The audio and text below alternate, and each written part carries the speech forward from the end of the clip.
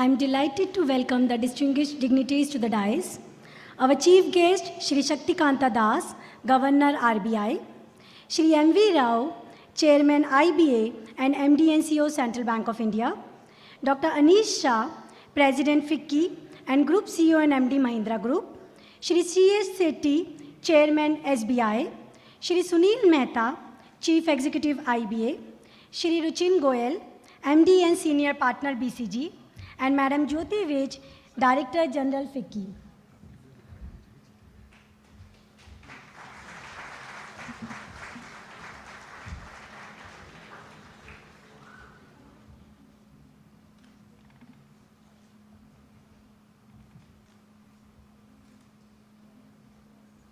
Thank you, dignitaries.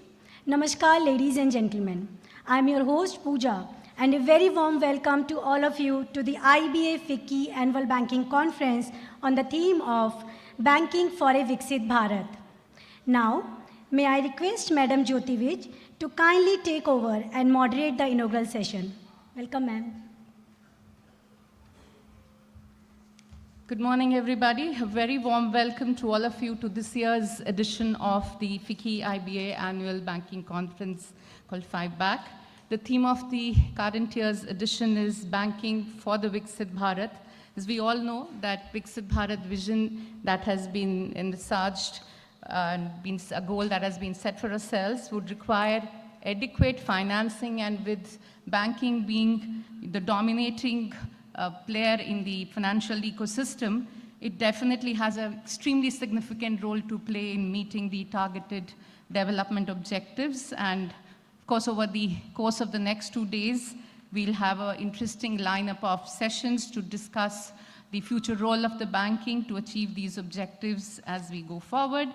So before we initiate the proceedings of the day, I would like to take the opportunity to extend a very warm welcome to the Honorable Governor, RBI, Shri Shaktikanta Das, for once again gracing the occasion and being with us. Truly honored, sir, to have you with us once again. May I also request Dr. Anish Shah, President FICCI, and Shri M.V. Rao, Chairman IBA, to welcome the Governor with a green certificate,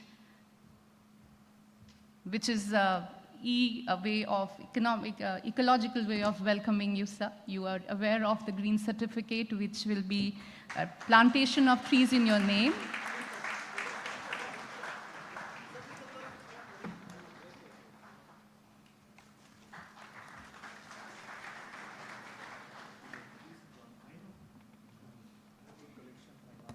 May I now request Mr. M.V. Rao, Chairman IBA and MD and CEO Central Bank of India, for his welcome address.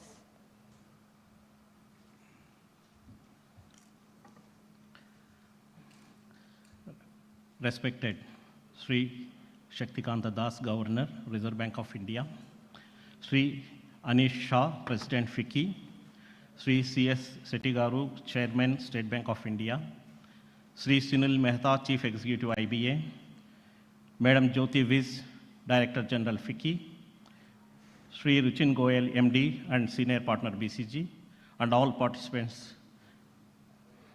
Good morning and very warm welcome to all of you to this annual conference of IBA and FICCI. This joint conference of two associations, one representing the corporate sector and the other representing the Atma of the Bharat, that is banking sector, under the brand name of FIBAC, is entering into its 19th year. For IBA and FICCI, it is a momentous occasion, and I am glad to note that this event has emerged as a flagship event which exhibits considerable interest among various stakeholders.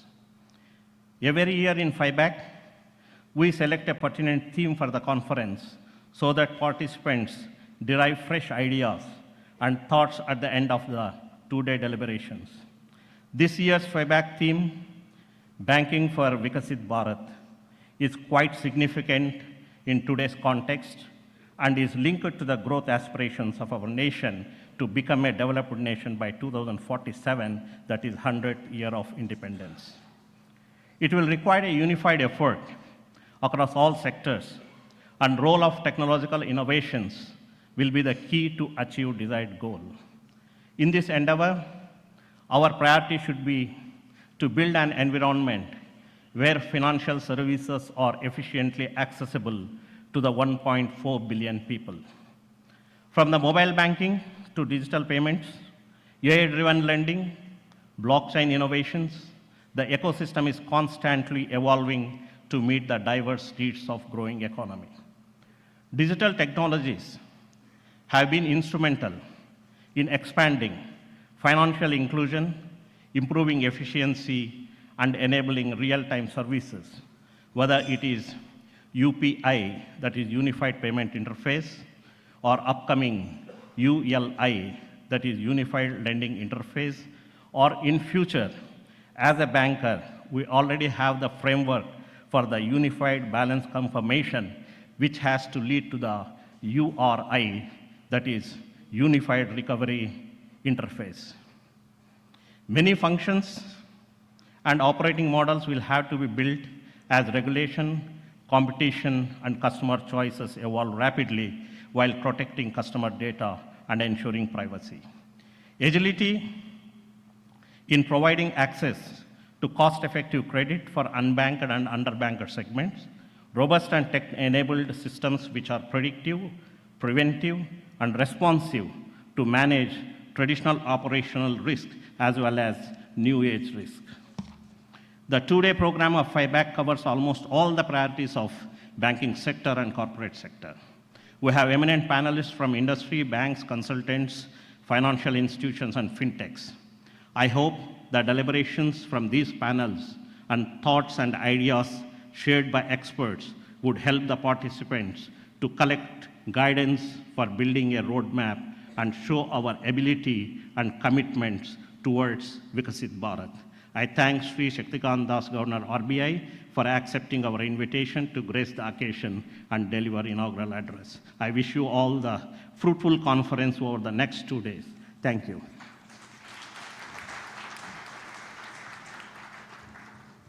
Thank you, sir, for your address. May I now invite President FICCI for his welcome address, please.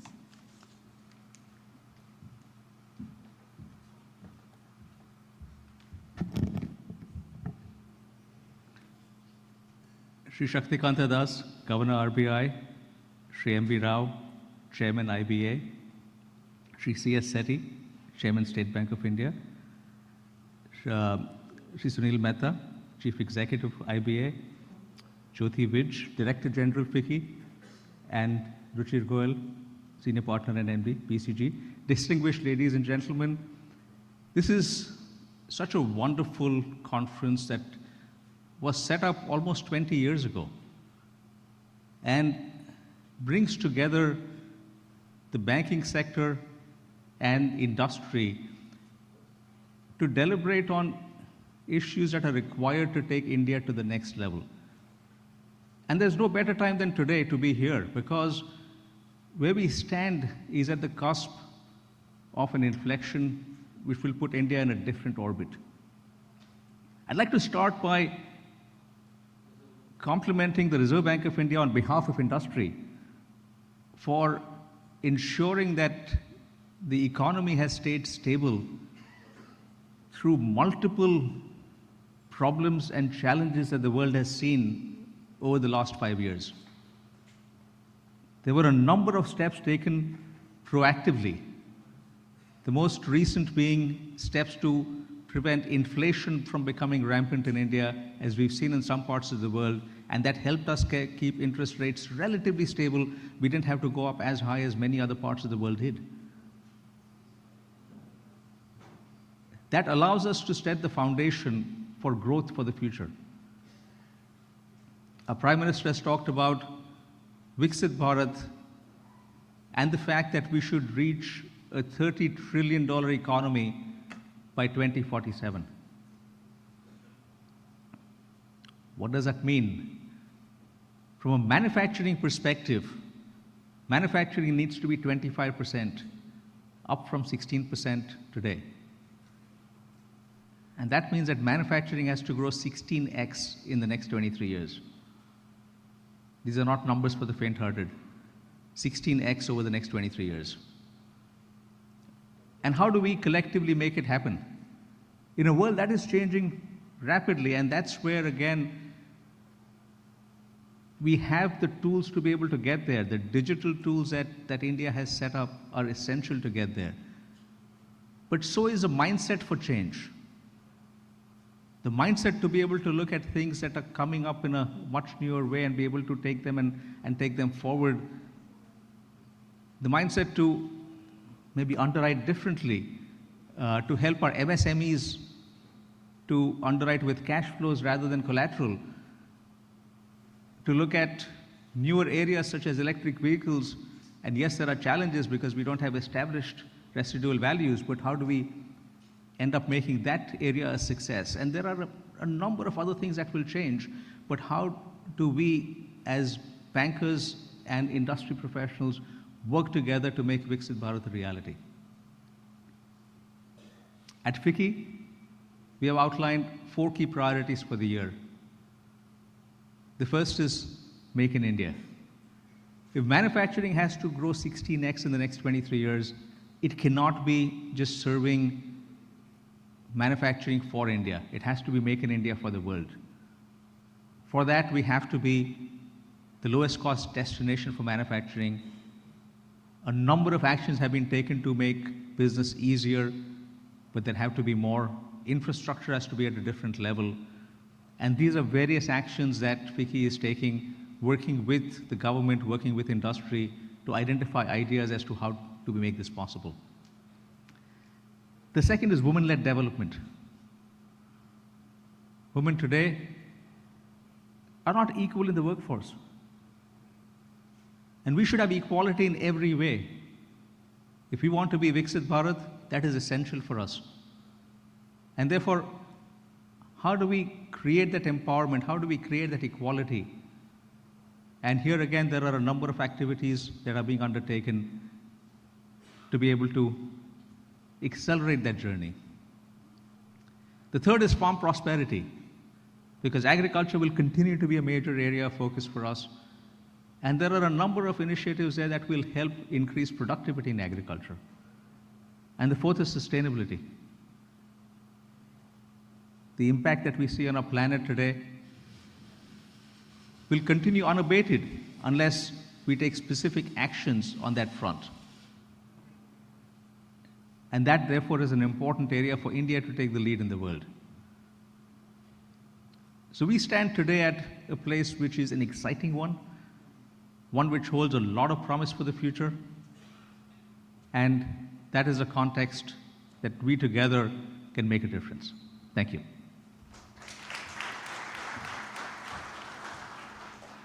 Thank you, President, for highlighting the 4 priority areas that we have picked up and how they can contribute, therefore, to the Viksit Bharat mission and the funding that could really play a very significant role.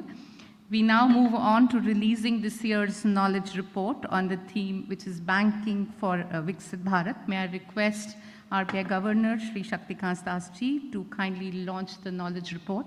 I request the team to kindly present it. So the report highlights 5 important structural themes for the banking sector, which is the deposits, the asset quality, productivity, digital maturity, and future capabilities that need to be worked upon going ahead.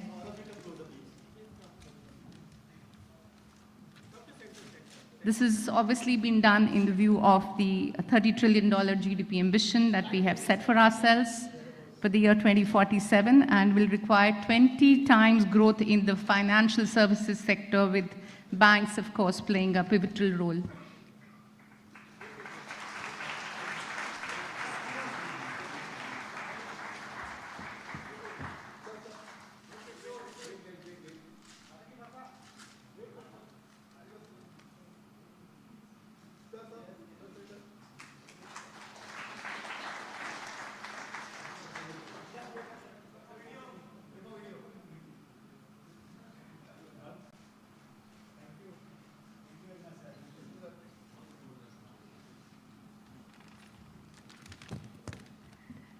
May I now invite Mr. Ruchin Goel, Managing Director and Senior Partner, BCG, to make a presentation on the report and an acknowledgement of the knowledge partnership that we've had with BCG for several years. Thank you.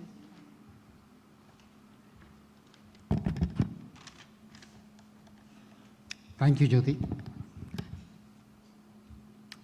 Respected dignitaries, ladies and gentlemen, it's my absolute pleasure and honor to share the key findings of this year's FIBAC report titled Banking for Viksit Bharat. Our government has set a very long-term and a very bold ambition for all of us to become a Viksit Bharat by the 100th year of our independence. This would mean our GDP to grow from 3.5 trillion to about 30 trillion in the next 23 years. As we are all aware, financial services sector in general, but banking in particular, plays a very pivotal multiplier role in the economy. And for the GDP to grow 9 times, our banking sector will have to grow almost 15 times. This will require a massive $1.5 trillion of fresh capital inflows in the banking sector. Now, this can only happen if you have a banking sector that is stable, resilient, and profitable. Currently, our banking sector is the envy of the entire world. Despite a large number of challenges in the recent past, our banking sector exhibits very healthy levels of profitability, capital adequacy, and valuations. However, we cannot take this for granted. There are increasingly newer and newer risks coming up and newer challenges coming up. And the report actually talks about 5 key structural themes that banks will have to address in order to fulfill our aspiration of being a Viksit Bharat. We have seen massive adoption of digital in the banking sector. Not just number of transactions that you see on this chart, growing to almost 95% being digital. We are also increasingly seeing sales and services being digital. But despite the massive push on digital, we are seeing that the costs in the banking sector are actually rising faster than income. And what that leads to is that the cost-income ratio for the entire industry has gone up from around 45% 10 years back to 50% currently. As you will see on this chart, the largest contributor of cost is technology. And going forward, as banks embrace newer technologies, as the regulatory costs keep going up, when banks are trying to protect their balance sheets, the pressure on costs will continue. Banks will have to really boldly think about reimagining their entire operating model to break this sticky cost structure. This is paramount for banks to remain profitable and be able to attract the capital that I just talked about in the previous page. We are also seeing massive changes in the way households are saving. Although the overall saving rates are roughly similar in the last decade, what is happening is households are putting increasingly more and more money in capital markets, in pension funds, in other forms of areas outside of bank deposits.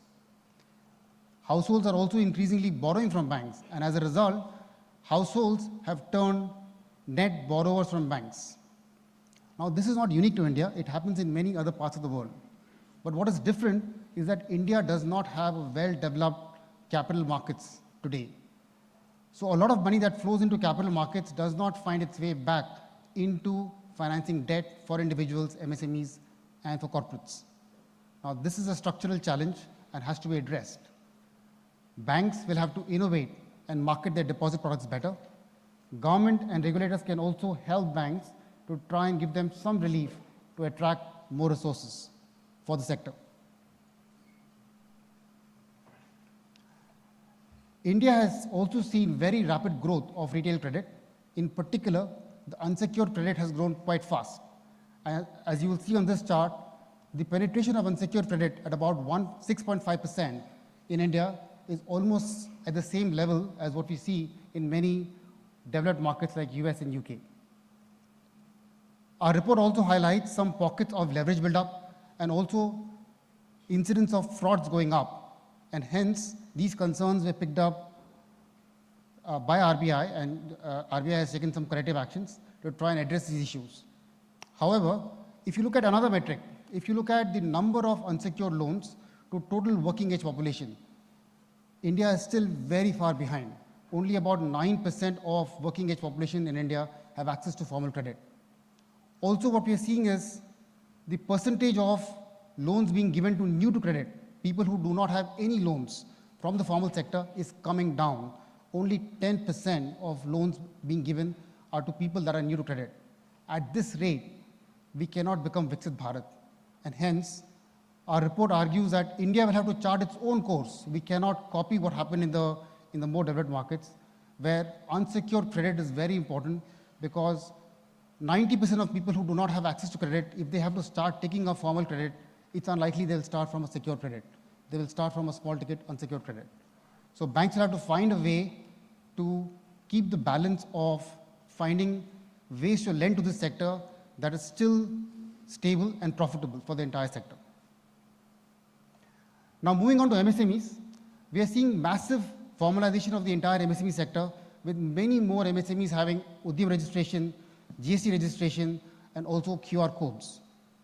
With the push from the government, we are also seeing a very large increase in the number of MSME loans being given out, and about 35 to 40% of all these loans are new to credit. However, MSME underwriting is complex, and what we are seeing is, if you take the portfolio quality, there is a very large variation between the top quartile and the bottom quartile banks. So banks will have to really embrace the power of the entire ecosystem of digital data that is being available for MSMEs to reimagine the way MSME lending is done, so that the lending that is being done is sustainable and profitable for the whole sector. The report also talks about 4 key capabilities that banks will have to embrace on technology and operations resilience, on digital and AI, ESG, and cybersecurity. In summary, the report talks about 5 key action agenda for the banks that I've just highlighted. And beyond banks, the report also highlights a 7-point action agenda, both for the regulator and for the government. Now, India has really benefited from our regulator and the government being very bold and innovative. And our report talks about what else can be done. For example, RBI can really lead the way in embracing the power of AI by using AI on its own supervision department. RBI can also, embrace many more public utilities in the areas of climate, cyber, and fraud risks. This can further strengthen the entire banking ecosystem.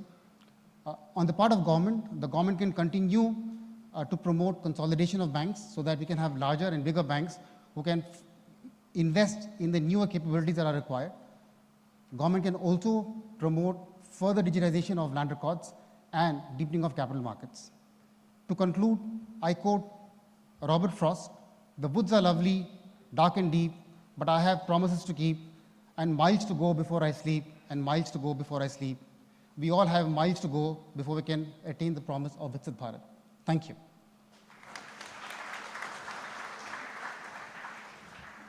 Thanks, Ruchin. This is a structured plan in the knowledge report that's been highlighted on what needs to be done in the banking sector by various players to meet the Viksit Bharat goal. We now, of course, have the pleasure to invite our Chief Guest, Sri Shaktikant Das Ji, the Governor RBI, for the inaugural address. As Governor RBI, he's had impeccable record of meeting every challenge with his depth, skill, and leadership, including the COVID times that we all saw. His presence gives us much comfort to all that the management of our economy and financial sector, that it is all in the right hands.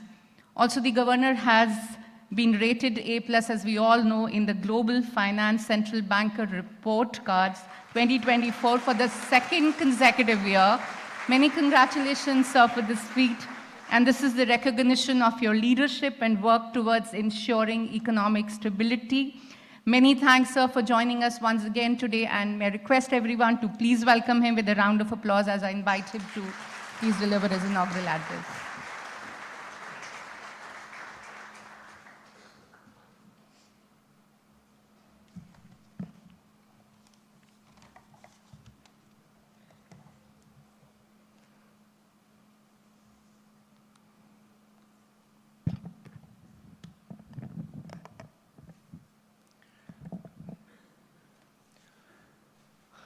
Good morning, namaskar.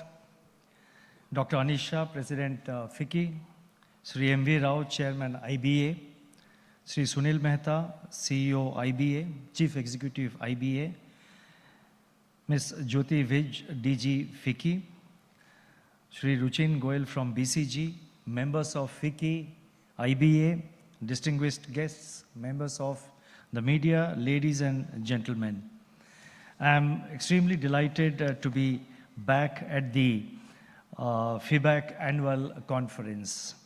This conference is special as it brings together industry players, financial sector players, regulators on a single platform to discuss vital issues of contemporary relevance.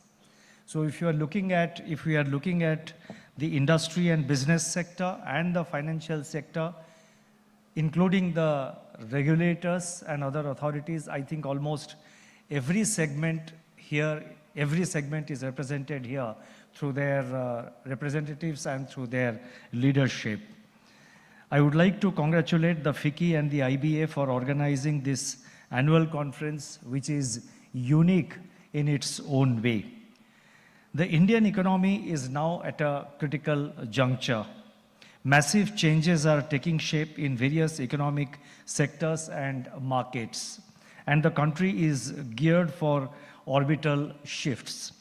Our nation's journey towards becoming an advanced economy is drawing strength from a unique blend of factors, and these factors would include a young and a dynamic population, a resilient and diverse economy, robust democracy, and a rich tradition of entrepreneurship and innovation. In this background, I have chosen to speak on the topic India at an inflection point, some thoughts. I have structured my talk under 4 major themes. First, I would like to speak on India's growth prospects and the approach we need to follow going forward. Second, I would like to dwell upon recent developments in inflation and monetary policy. Third, I propose to highlight certain issues relating to strengthening of our financial sector. And finally, I would spell out certain expectations from the financial sector. Let me first touch upon the growth prospects of India. Much has been talked about it, much has been discussed about it. Various authorities have been giving out various numbers. So it is necessary to cut out the noise and to sort of exactly analyze where India's growth story stands and what is the outlook forward. The Indian economy, as all of you would know, rebounded strongly from the COVID-19 induced contraction, growing at an impressive annual average of 8.3% in the last 3 years. For the current financial year, the Reserve Bank has projected a growth rate of 7.2%. The IMF has also projected India's growth prospect. They have in fact revised their growth projection for India upwards and have now placed it at 7%. And 2 days ago, the World Bank has also upgraded India's growth forecast to 7% for the financial year 24-25. So as you can see, I think the projections made by all the agencies, international agencies, as well as the Reserve Bank, I think our perceptions and projections are converging. The National Statistics Office, that is the NSO, has placed India's GDP growth at 6.7% in the first quarter of this year. Now, naturally, that has raised some discussion and about whether the 7.2% projected by the Reserve Bank would actually materialize or not. Now, let me clarify and let me explain this entire aspect in slightly, in some detail. Now, notwithstanding the moderation in growth from the previous quarter and being below our projection in Q1, the Reserve Bank had projected 7.1%. The actual growth number has come to 6.7%. Now, the data actually shows that the fundamental growth drivers of the Indian economy are actually gaining momentum. They are not slowing, they are gaining momentum. This gives us the confidence to say that Indian growth story remains intact. And I would like to emphasize this point. Private consumption, which is the mainstay of aggregate demand, with a share of around 56% of GDP. 56% of the GDP is attributed to or comes from private consumption. Now that has grown at a rate of, in fact, that has rebounded to 7.4% growth from a very feeble 4% growth in the second half of the previous year. That is 23-24 in the second half. Private consumption grew by 4%. First quarter of this year, private consumption has grown by 7.4%. This reconfirms the revival of rural demand. FMCG players, FMCG companies, if you talk to them, I mean, the data which comes out shows that clearly the rural demand is picking up and has picked up. The other important driver of growth, now apart from consumption, which accounts for 56% of the GDP, the other important driver of growth is investment, which accounts for 35% of GDP. Now, investment has grown at 7.5%, keeping with the recent momentum. So more than 90% of the GDP, that is private consumption 56% and 35% coming from investment. You know, these are the drivers of the GDP calculation. Now more than 90% of the GDP expanded at a robust pace and materially above 7%. The headline number, however, came lower against the backdrop of muted government expenditure of both the center and the states, perhaps due to the elections. Excluding government consumption expenditure, GDP growth would have worked out or works out to 7.4%. Now, I don't want to get too much confined into these numbers, but I think it's when we talk that first quarter GDP has slowed down to 6.7%, we have to take note of that. We should not brush it aside. But at the same time, it is essential to analyze carefully actually from where where exactly the growth has slightly moderated, or which has actually, which has had a moderating influence on the growth, and to deal with that particular segment, while of course not losing focus of the other growth drivers. Now these are from the demand side, investment and consumption.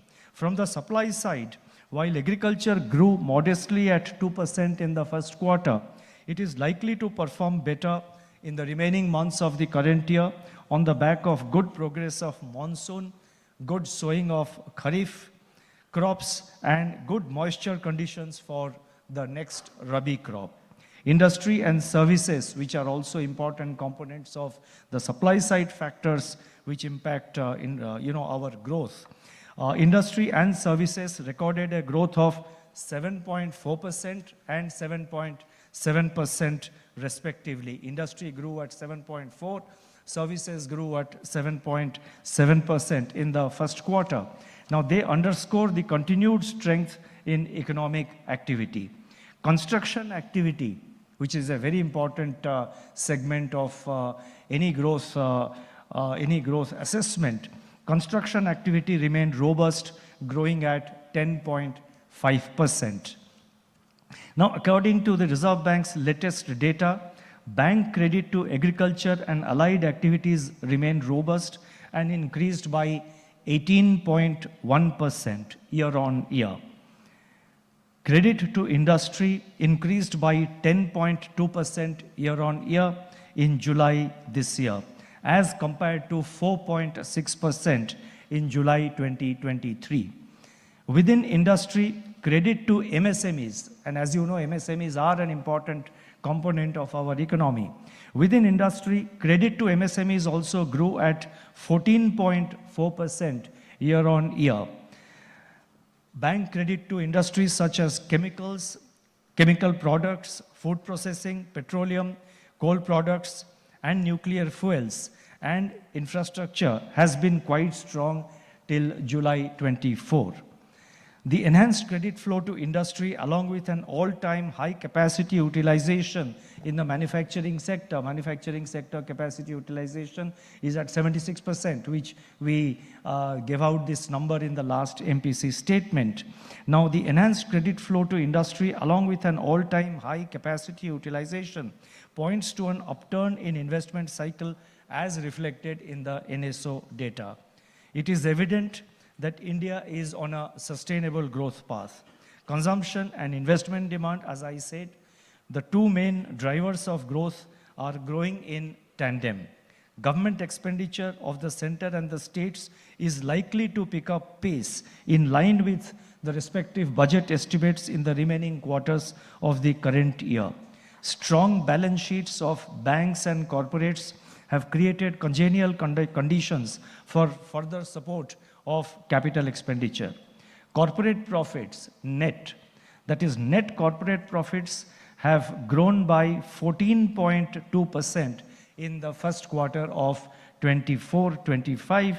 This we have give out, in fact, this is based on Reserve Bank survey of 2,934 private non-financial corporates.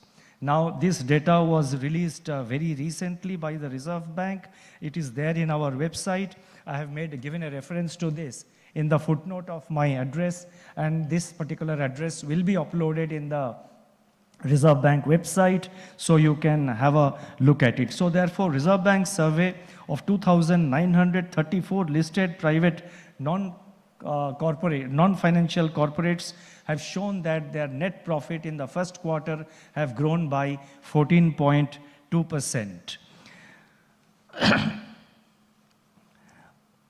So considering all these factors and also the fact that the budget provision, the government capital expenditure provisions in the current budget, in the current year's budget are also robust, taking into account all these factors, overall, I would therefore like to say that the Reserve Bank's projection of GDP growth at 7.2% for the current financial year 24-25 does not appear out of place. As regards growth prospects in medium to long term, it is felt that Indian economy is on the cusp of transformational shifts. The fact that growth is on a rising trend, despite modest global growth and continuing global challenges, shows that structural drivers are playing a bigger role in India's macroeconomic outcomes. I would like to repeat, I would like to read this sentence again. All these things show that structural drivers are playing a bigger role in India's macroeconomic outcomes.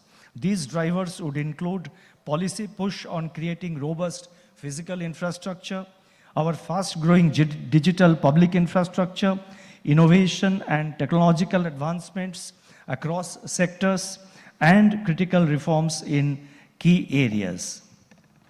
To realize this aspiration of transitioning from an emerging to an advanced economy by 2047, the Indian economy would need a multi-pronged and multi-sectoral approach. Our focus should be on employing all engines of growth from both supply and demand sides. The supply side focus must encompass agriculture, industry, and services. We should be mindful of the fact that agriculture possesses huge potential in India, and agricultural activities in horticulture, edible oil, dairy, poultry, food processing, etc. could indeed be the focus areas.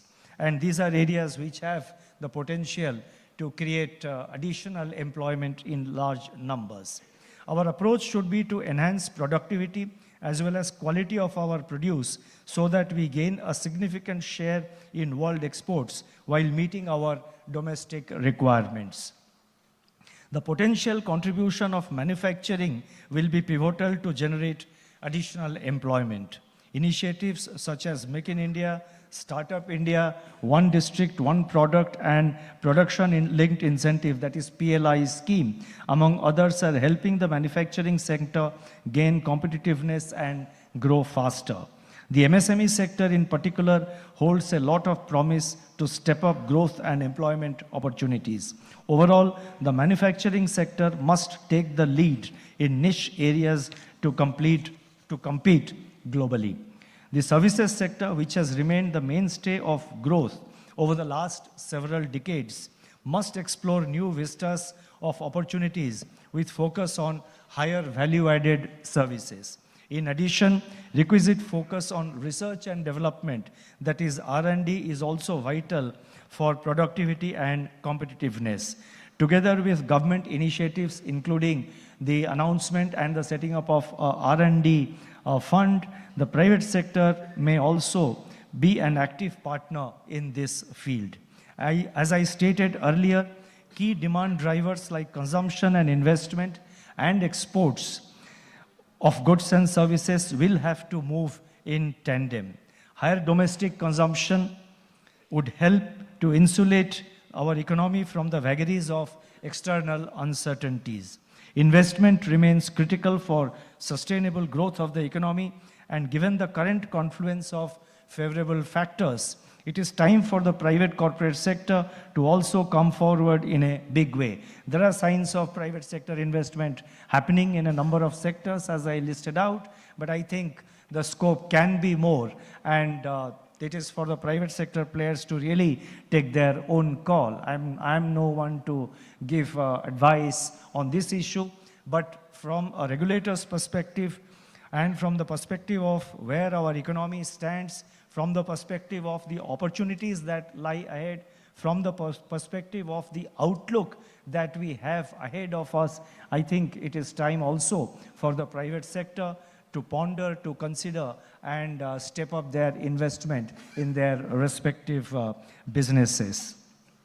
The potential of external demand can be utilized to our advantage by getting integrated into global supply chains. This is one issue which has been talked about quite a lot, but I think industry players together with financial sector players, we and the various authorities concerned, we all need to work together and strategize how to enable India to get into the global supply chains is with a much bigger share in the global supply chain, in the entire global supply chain universe.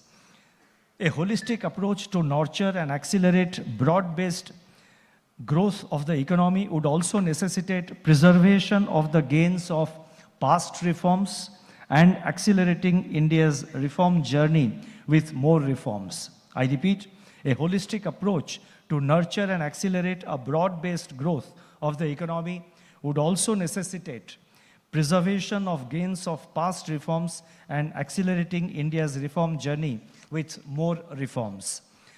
From an economic perspective, reforms that have imparted paradigm shifts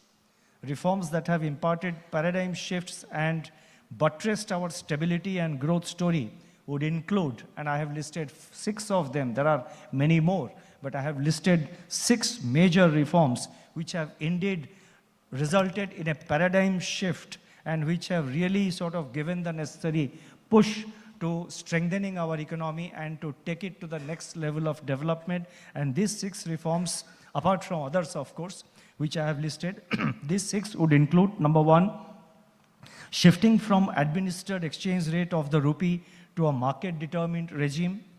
Number 2, stoppage of automatic monetization of budget deficit financing by the Reserve Bank. Number 3, enactment of the FRBM Act. Number 4, introduction of the flexible inflation targeting framework. Number 5, enactment of the Insolvency and Bankruptcy Code. And number 6, implementation of the Goods and Services Tax, that is GST. Each of these 6 reforms have yielded long-term positive outcomes. These reforms need to be augmented by reforms in land, labor, and agricultural markets. While we have made some progress in these areas, lot more needs to be done both at the national and subnational levels. Improvements in ease of doing business, especially at local levels, will go a long way in boosting our competitiveness. Now, after highlighting on these growth aspects and the growth story, the second area which I would like to highlight is on inflation and monetary policy.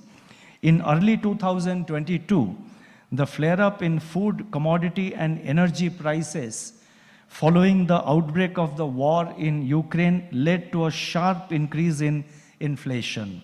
This was further compounded by a series of adverse domestic shocks.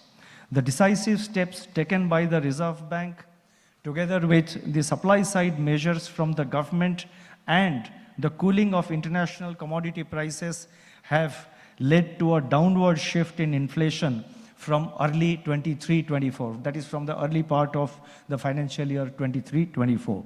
Nevertheless, the pace of disinflation is frequently interrupted by volatile and elevated food inflation.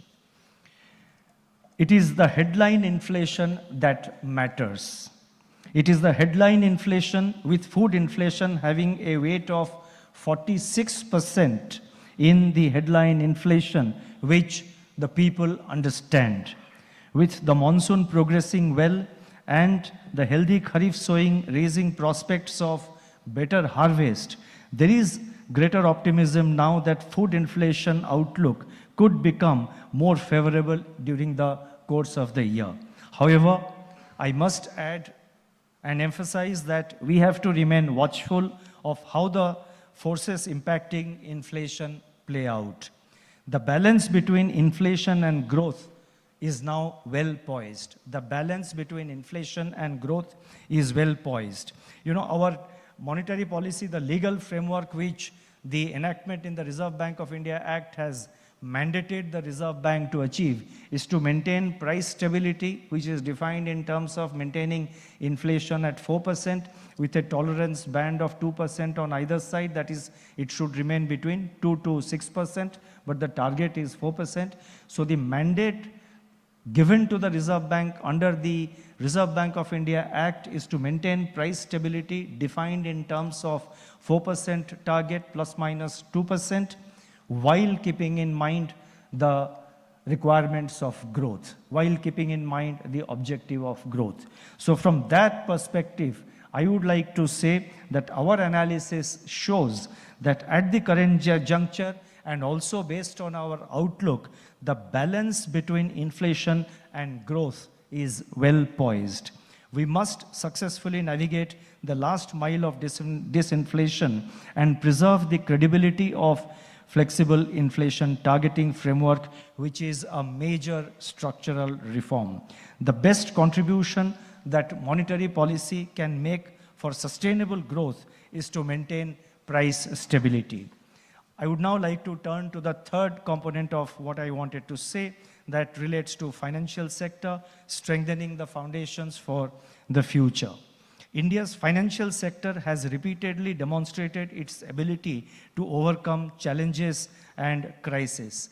As a regulator, we have done our best during successive global shocks which the Indian economy faced, along with so many other countries.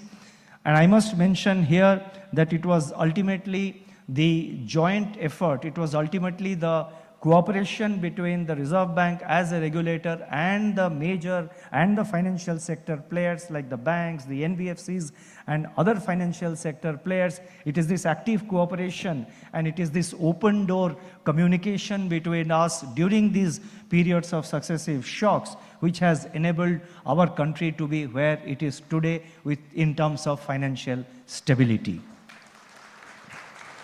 So the financial sector has repeatedly demonstrated its ability to overcome the challenges and the successive shocks from various global factors. The financial sector showed remarkable resilience during the COVID and also in the aftermath of the COVID-19 pandemic.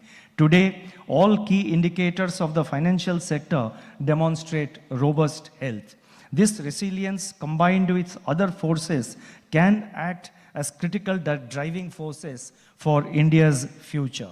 In this milieu, financial sector needs to even further deepen financial inclusion, broaden access to credit and other financial products, and support overall inclusive growth. It also needs to drive innovation in digital banking, foster sustainable finance, and build robust financial ecosystem that can withstand emerging challenges and facilitate higher trajectory of growth. With the financial sector now in a strong position, it is our collective responsibility to safeguard this stability, especially in an environment of heightened global uncertainty. Financial institutions must continuously assess and refine their business models, recognize and deal with emerging risks, and remain focused on capitalizing on every new opportunity.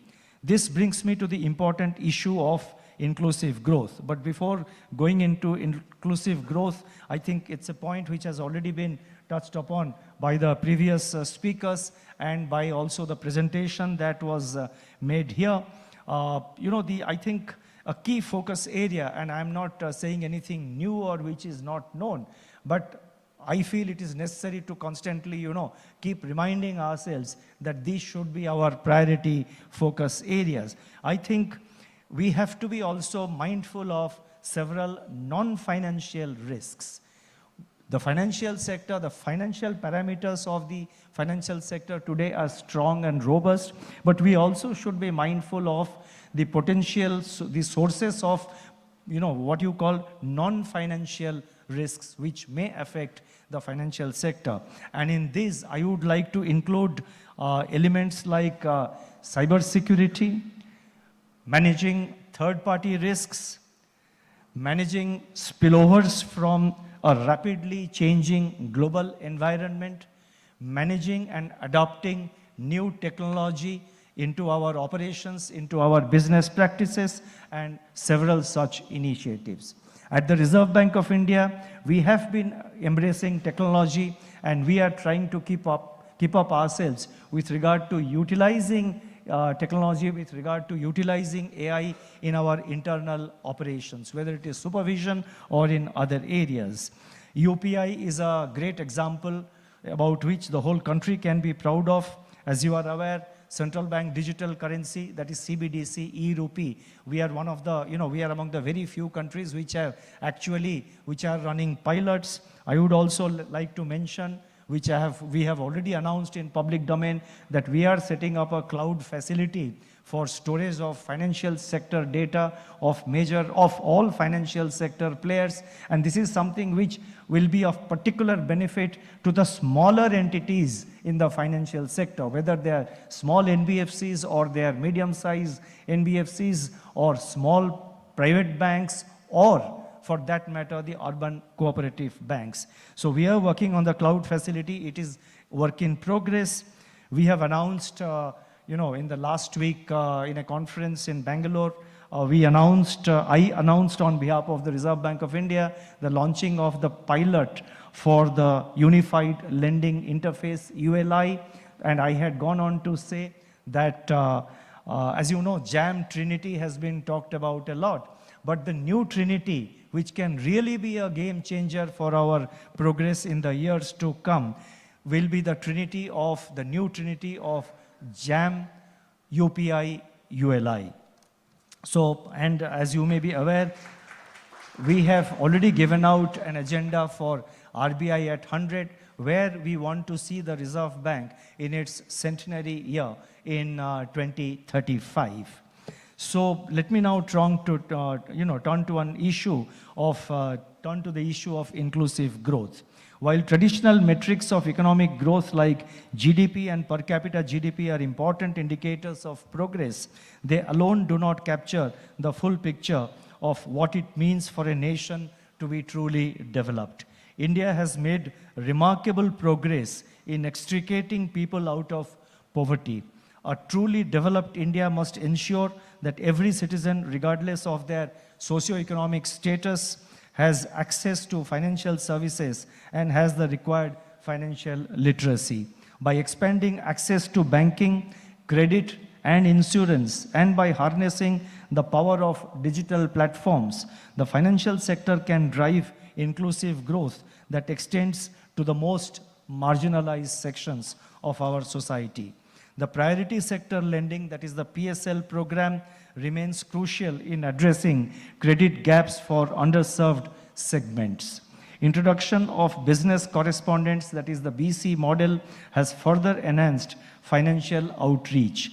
The Financial Inclusion Index introduced by the Reserve Bank of India has improved from 53.9 in 2021 to 64.2, reflecting to 64.2 in 2024. That is the data we released on March this year, reflecting the strides made in providing access to financial services. Now, while we have provided access to financial services, there is still more to be done to improve the usage and quality of these services. Two more key drivers need to be prioritized. Enhancing financial literacy and leveraging technology. The Reserve Bank has engaged in both self-driven and collaborative approaches to promote financial literacy. We run multimedia public awareness campaigns, outreach programs, as well as targeted financial literacy awareness programs. The banks, on their part, are also operating similar awareness programs and financial inclusion, financial awareness outreach events.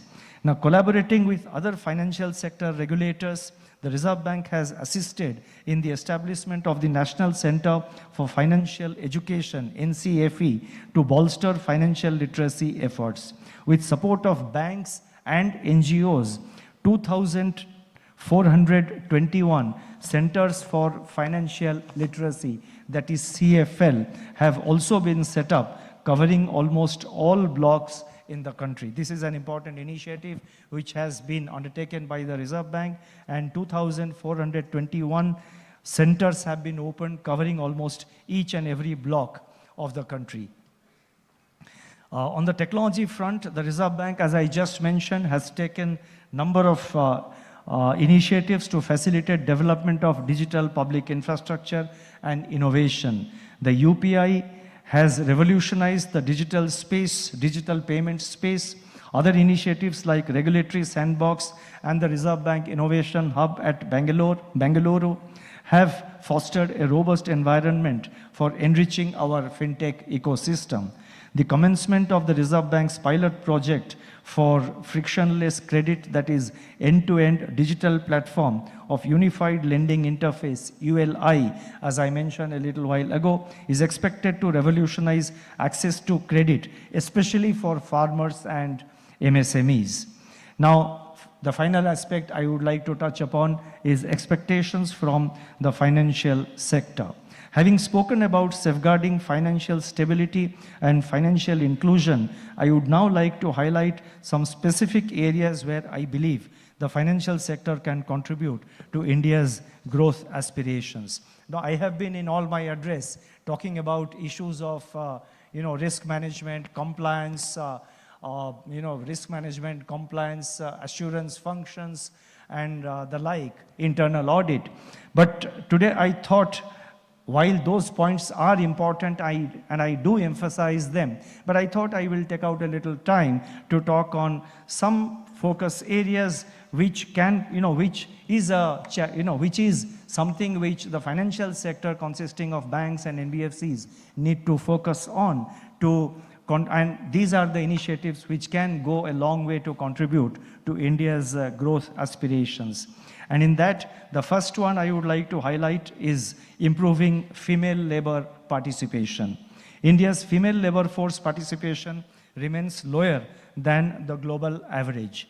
The gap underscores the urgent need for targeted initiatives such as improving girls' education, skill development, workplace safety, and addressing social barriers. This is for everyone who has a business. This is for policymakers, authorities, governments, as well as the major players in our business and industry and in our financial sectors. Having said that, I would like to say that entrepreneurship is a vital component of economic empowerment. Entrepreneurship is a vital component of economic empowerment. Yet in India, less than 1/5 of MSMEs are owned by women. Women entrepreneurs often face significant challenges, including limited access to capital, restrictive societal norms, and difficulties in accessing affordable finance. The financial sector has a crucial role to play in bridging this gender gap by implementing supportive policies, creating tailored financial products, and leveraging fintech innovations to offer better access to finance. This can be pursued on two fronts. One, by providing higher employment opportunities to women in financial institutions, and two, by supporting women entrepreneurs through government-sponsored schemes as well as banks' own schemes tailored to suit the businesses promoted by women. Banks could also actively explore onboarding larger number of women banking correspondents, that is BCs, and in some states they are known as bank sathis or sakhis, especially from among the SHG members.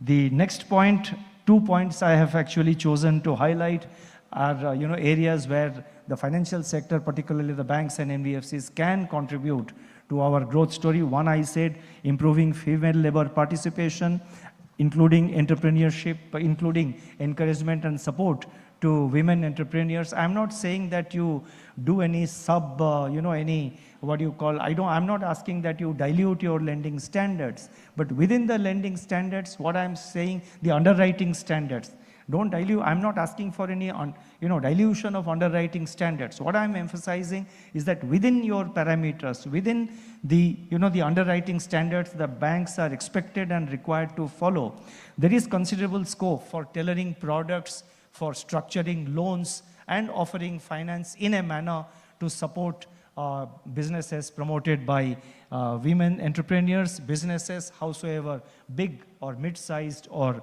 small.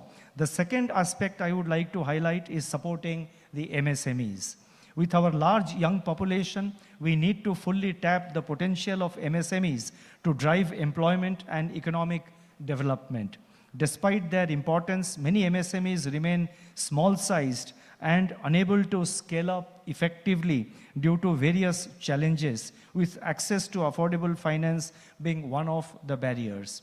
The financial sector may play an active role in supporting MSMEs. Banks and financial institutions may develop tailored financial products and services that cater specifically to the needs of the MSMEs. These tailored products and services would include offering flexible credit options, improving access to working capital, and providing financial support that accommodates the unique cash flow cycles and growth stages of MSMEs. Now, this can propel the MSMEs to expand, enhance their productivity, and contribute more significantly to job creation. Let me now conclude. The Indian economy is forging ahead with macroeconomic and financial stability and a favorable growth inflation balance. The policy mix pursued in the recent years has strengthened the underlying fundamentals of the economy and augmented the buffers. Consumption, which has been our main driver of growth, has picked up pace with recovery in rural demand. Investors' confidence is at an all-time high. Banks and corporates demonstrate robust balance sheets, and structural reforms are playing a big role in pushing forward our growth frontiers. We are living in a dynamic and uncertain world, and we need to remain vigilant and continue to build strong buffers. New opportunities are knocking at our doors, and when I look at the entrepreneurial zeal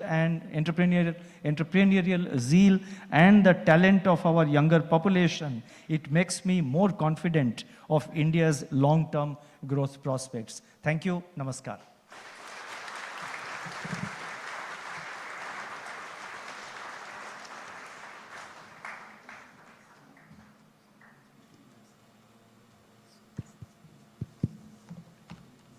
Thank you so much, sir. It was a very insightful address, of course, touching upon various aspects of the economy And the strong and resilient foundation which the Indian economy has today, thanks to several efforts of reforms by the government and the regulator, and indeed, a lot of reforms that are going to be taking place, and the emphasis that the private sector and financial sector should lay on, in future for us to continue to remain robust and relevant in the global economy. Thanks for all your words. And you also talked about a lot of collaborations which are required for us to stay ahead of the curve. So thanks you indeed, sir, for your address. Governor has kindly agreed to take 2 to 3 questions. So may I request if you could raise your hands, introduce yourselves, and just make a question. I think Adil, you have something? Thank you, Governor. We always enjoy your speech at FIBAC. It's been many years now. Governor, in the same breath, you spoke about the structural push for physical infrastructure and digital public infrastructure. You launched the revolutionary unified lending interface in Bangalore recently. My question is, how do we ensure a level playing field wherein both regulated entities and registered fintechs can access and collaborate on ULI and such new DPI to scale ULI in the same way we have collaborated and scaled UPI? You see, the ULI is in a pilot mode now. It has been in pilot mode for, last year we launched it. It has been in pilot mode. And already, I think some 16 banks have joined. We are now considering inclusion of other players also, NBFCs and others. So it's an open architecture. It's not a restricted field. It's not going to be an exclusive club where only some banks or some NBFCs will have access. Every player, every lender will have access to that. Every borrower will have access to that. But lenders, of course, before we give them access, they have to be necessarily regulated entities, because ultimately it is our responsibility to ensure that prudent lending is done. So it's an open architecture. The platform is going to be open for large number of players, and it's a kind of a, what you can say is that a play and plug model, in a play and plug system, in the sense that the platform is, which is under trial by the Reserve Bank. We will launch it, and we don't want to, as a regulator, we don't want to continuously, perennially run that platform. Like UPI, the thinking is eventually it has to be handed over to, to some players. UPI was handed over to the banks who are the shareholders. A similar approach will be taken in this case. So therefore, access it's not going to be a select club of a few players. It will be open to many more. I think Ms. Goodbye.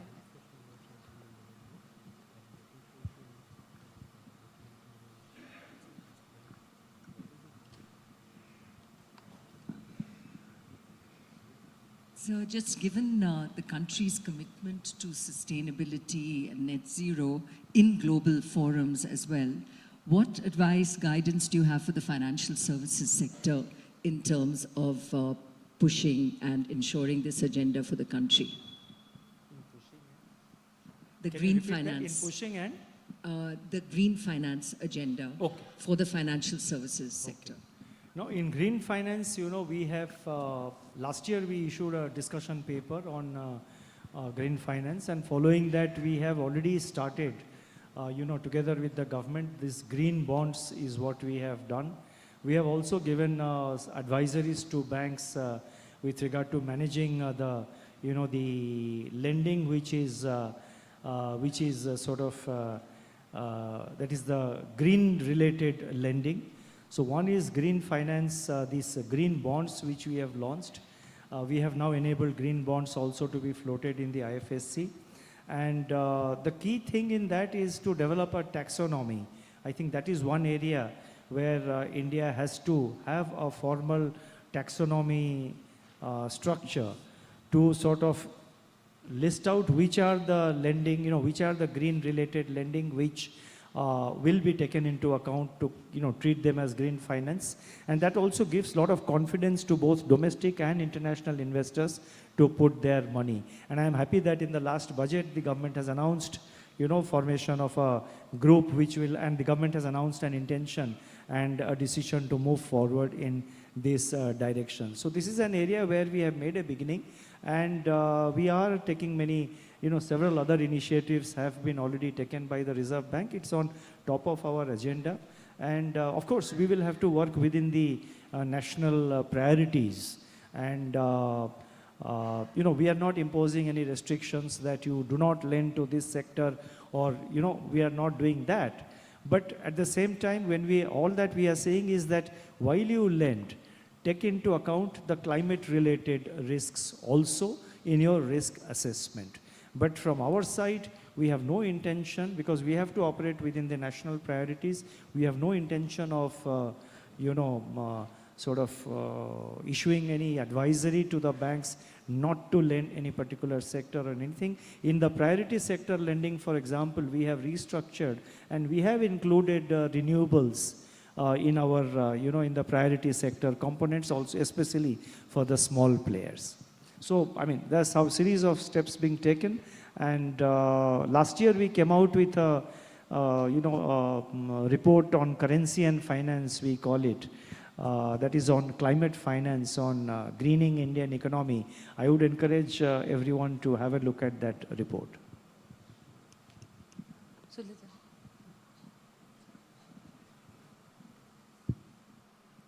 Hello, sir. Good morning. And thank you for the very insightful address. My name is Sulaja Firodia Motwani, and I head Kinetic Group, one of India's well-known automobile groups. I also head FICCI Maharashtra and FICCI's Electric Vehicle Committee. My question is sort of taking leaf ahead from what Naina ma'am just discussed and you kindly responded, which is for financing for electric vehicles. I think financial inclusion and green transition financing is at the heart of the future for the country and has been RBI's focus as well. But as far as electric vehicles go, which are very important towards reducing emissions in our country, they can reduce emissions by 33% in our country. Financing is not really available widely and at good rates. While many NBFCs have started financing electric vehicles, and therefore, it's available at a much higher rates, most of the leading banks are still kind of behind in financing for electric vehicles. So the sector has been requesting if electric vehicles can be considered in priority sector lending, like tractors have been and solar energy and other green energies have been. But electric vehicles and electric vehicle charging infrastructure creation can also be considered as priority sector lending, so that financing can be available widely and at good rates for the consumers and would really help towards the energy transition. No, I have noted your point. You want inclusion in the PA, priority sector lending. 3 years ago, we did a comprehensive review of the priority sector lending, how it is operated, and we have brought about a number of changes. And the major changes including certain, certain additional components of renewable energy. We have also increased the monetary limits up to which the loans given by the banks will be treated as priority sector lending. And we have done also another interesting thing, not strictly relevant to your question, that the weight we give to to bank lending to various districts in the country, the weight also depends on you get more weight in the calculation of your compliance with priority sector requirements. You get greater weight if you lend to a district which is falling behind, and you get a less weightage if you go on lending to the same district over and over again. So number of changes we have brought about. The main challenge with regard to the priority sector lending is to ensure that the place doesn't get overcrowded, because it's the same pie for which there are lots of competing claims. I'm not saying that electric scooters or electric two-wheelers or four-wheelers are any less important. They are important. But that is something which has to be really examined going forward. And we have examined this, in fact, and there are two contradictory opinions which are coming up. And it's not my view, I'm just saying what we have got. There is an argument that yes, it should be included. There is also equally an argument that the prices are also sometimes very high. So therefore, who's going to buy it? It's the people who can afford, they will buy it. So why should, be it included in priority sector? Because the priority sector is targeted towards the, the bottom of the pyramid. So we have not taken a call on this. This priority sector lending guidelines, it is, reviewed from time to time. We'll keep this in our mind going forward. Thank you, sir. And would you recommend any representation from the industry with all the data points that might help? We'd be happy to put that together. We don't need any representation to work, to decide. But yes, we would be interested to get the data points and all the points that you have in support of your argument. And we get requests actually from multiple sectors.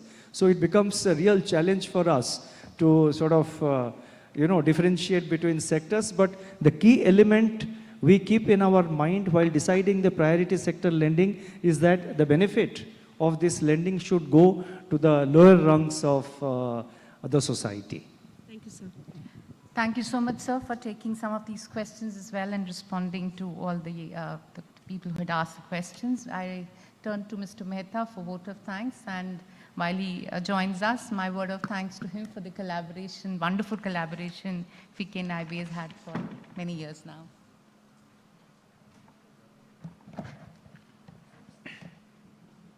Thank you, Jyoti.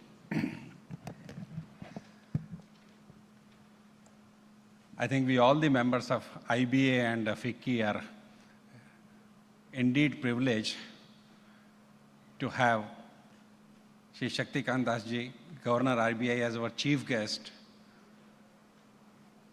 We know his abilities to lead the difficult time has been demonstrated during the COVID time, and the second consecutive time he has been accepted as the best central banker of the world. I think this is a great privilege for us.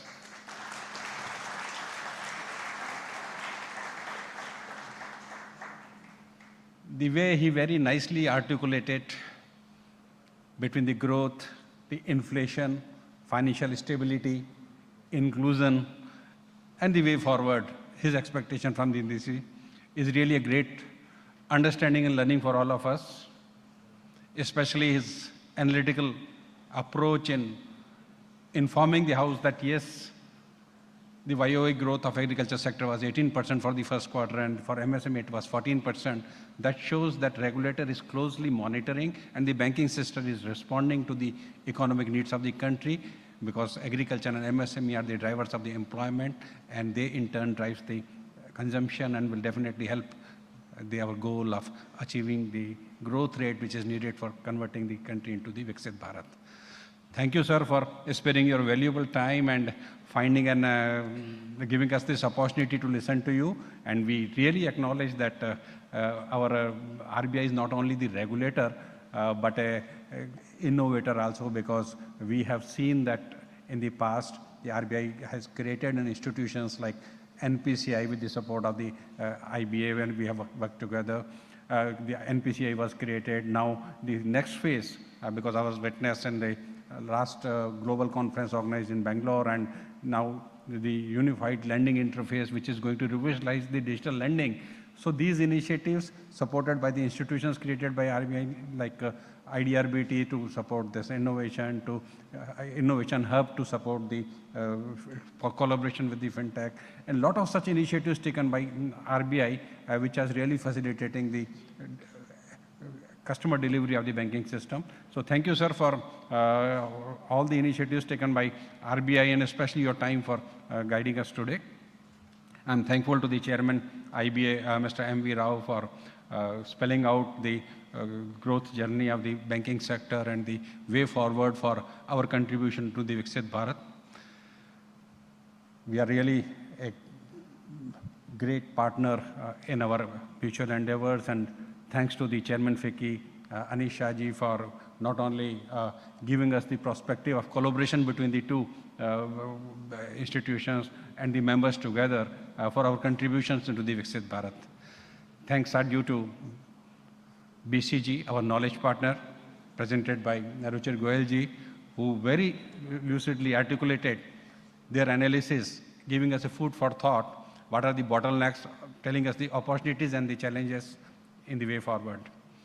I'm thankful to the Chairman SBI for his unstinting support to IBA in doing these activities, and of course to Madam Jyoti Vij for always available for a great organizing event where the support of FICCI and IBA, we work together as a team for the benefit of our members.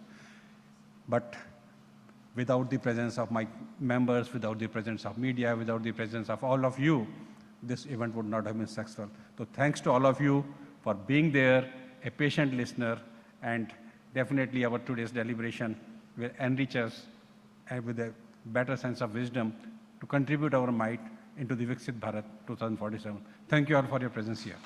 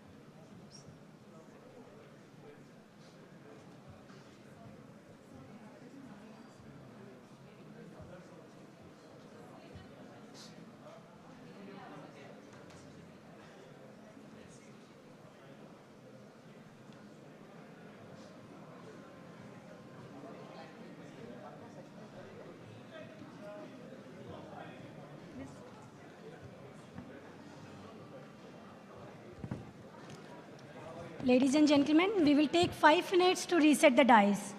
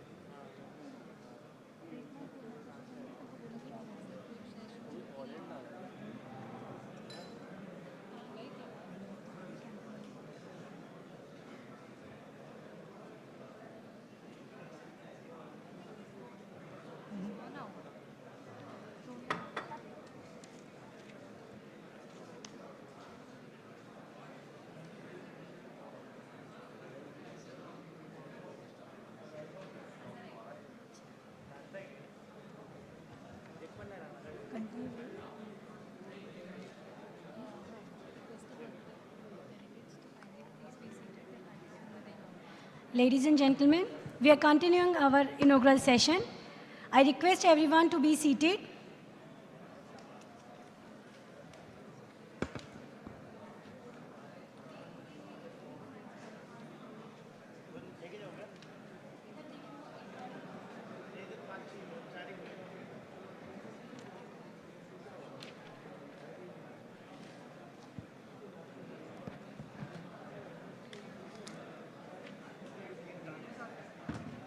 Ladies and gentlemen, our guest of honor has arrived, and may I request all to be seated and keep your cell phones on silent mode.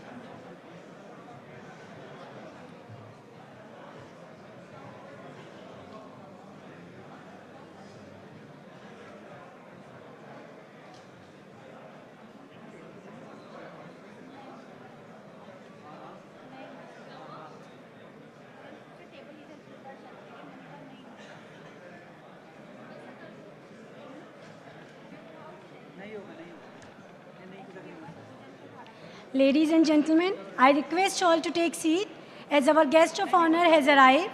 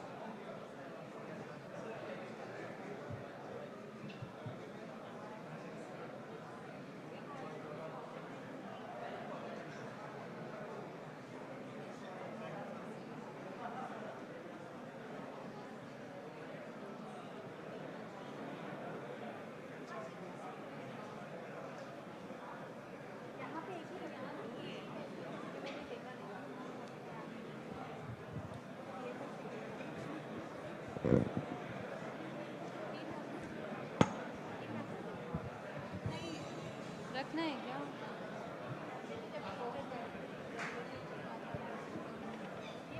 नहीं mic इधर ही है। इधर एक और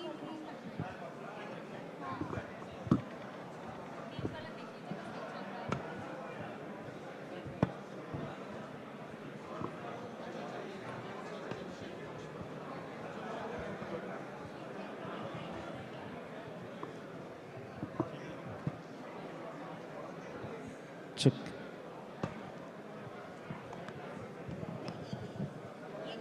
Ladies and gentlemen, our guest of honor has arrived, and may I request all to take your seat and kindly keep your cell phones on silent mode, please.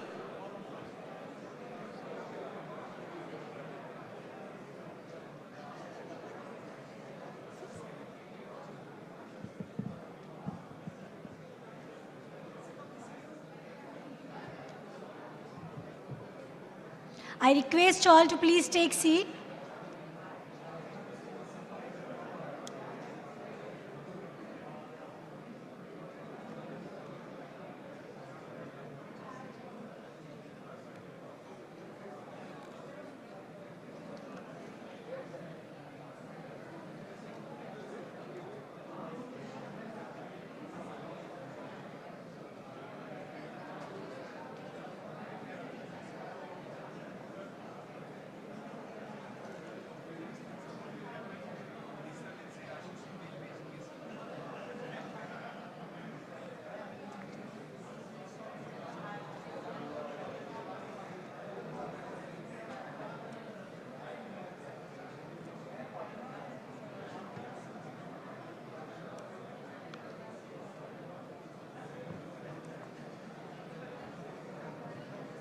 Ladies and gentlemen, may I have your kind attention, please?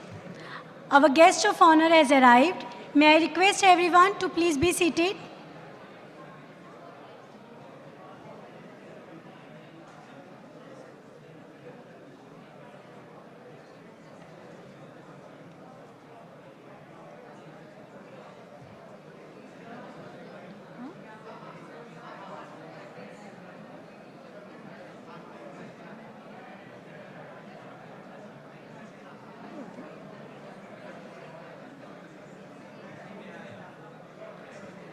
I request all to please be seated. Our guest of honor is joining us very shortly.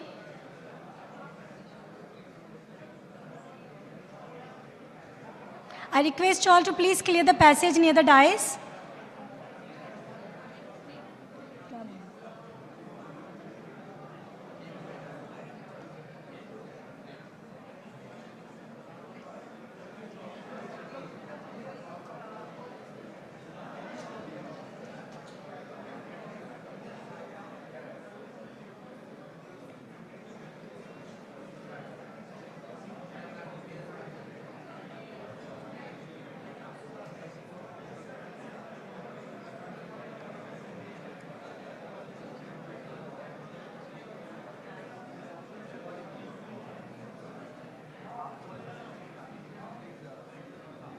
Ladies and gentlemen, our guest of honor, Shri M. Nagaraju, Secretary, Department of Financial Services, is joining us.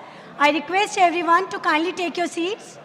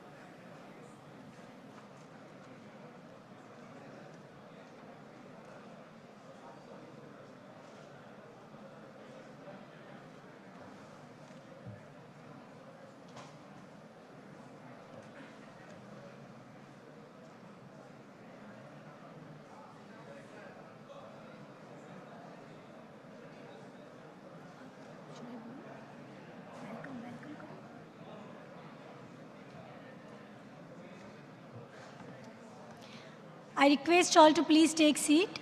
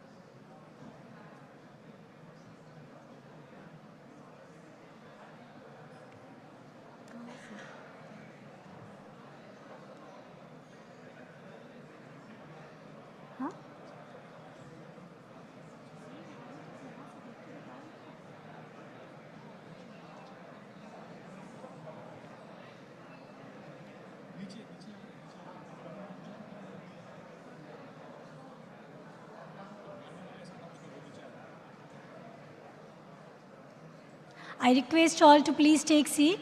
Our guest of honor is joining us.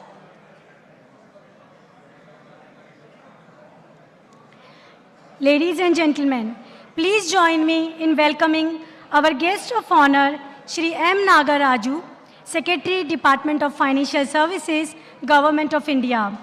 I request everyone to join me in welcoming our guest of honor with a huge round of applause.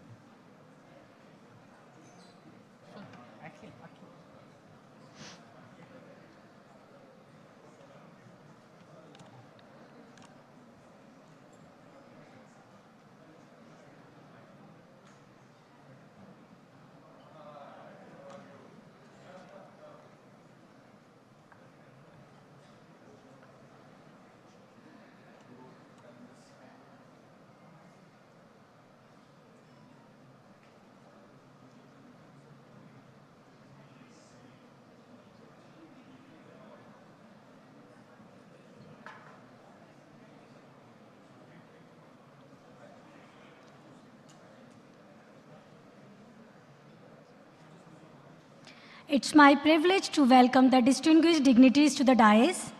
Our guest of honor, Shri M. Nagaraju, Secretary DFS, Shri M.V. Rao, Chairman IBA, Dr. Anish Shah, President FICCI, Shri C.S. Shetty, Chairman SBI, Shri Sunil Mehta, Chief Executive IBA, and Madam Jyoti Vij, Director General FICCI. I request everyone to join me in welcoming our guest of honor and other dignitaries on the dais with a huge round of applause.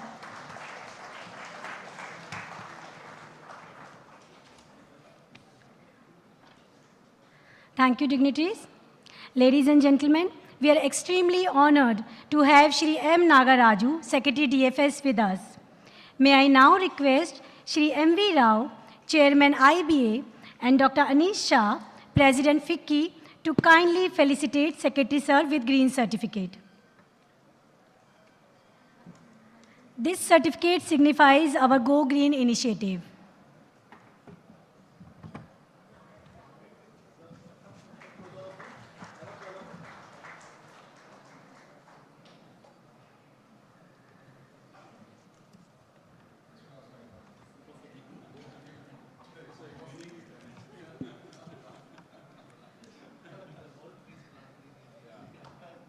Thank you, sir.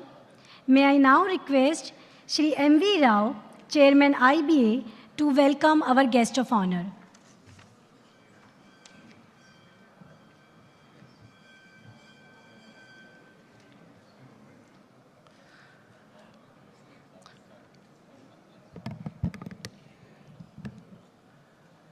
Good morning, ladies and gentlemen.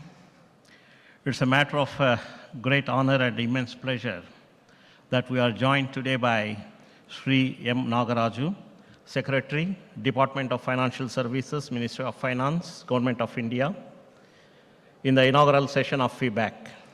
Many thanks, sir, for accepting our invitation to grace the occasion as guest of honor and deliver keynote address. Sri Nagaraju is an Indian Administrative Service Officer belonging to 1993 batch. He did post-graduation from the University of Hyderabad. He has served at state, national, and international levels in the areas of public order, revenue, development administration, tribal development, finance, international economic relations, industries, commerce, and healthcare. Sir, your presence in this annual conference of IBA and FICCI, amidst of your busy schedule, is a source of great inspiration. This is a joint conference of two associations, one representing the corporate sector and other representing the banking sector under the brand name of FIBAC, in entering into its 19th year. This event is a leading event of the banking sector and corporate sector and embraces a lot of importance for the stakeholders.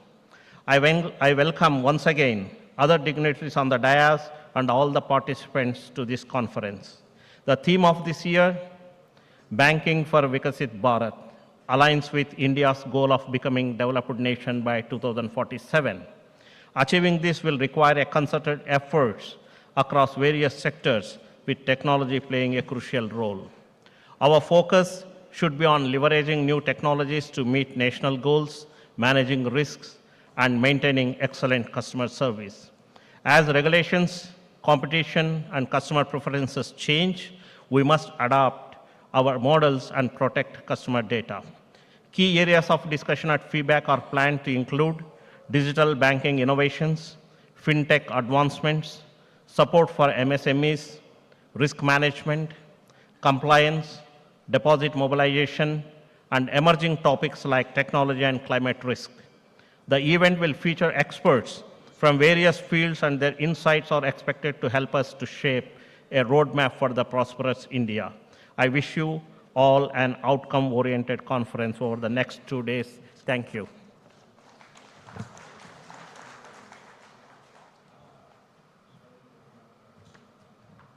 Thank you, sir. Ladies and gentlemen, it's an honor and privilege for me to invite our guest of honor, Shri M. Nagaraju, Secretary DFS, for his keynote address. Welcome, sir.